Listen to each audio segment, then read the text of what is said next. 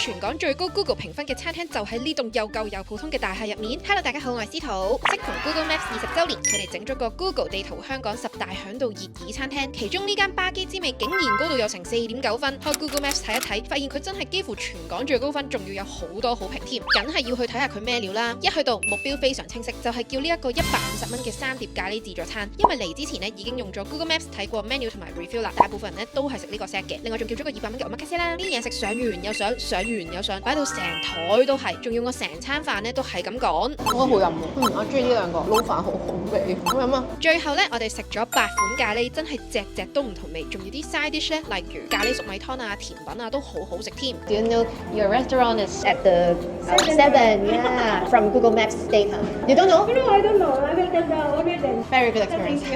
Thank you. I will tell the owner. 食飽之後，用 Google Maps 個 AR 實景功能睇下尖沙咀附近仲有咩好行好去，啱心水咧就即刻 save 落個 share list 度啦。咁男朋友喺自己個 account 都可以睇到我 save 咗啲咩啊嘛。開埋個導航就可以輕輕鬆鬆去晒啲景點啊、博物館同埋餐廳咯。最後都想講翻句 Google Maps 20週年快樂啊！以後去旅行同埋揾食都繼續靠你啦。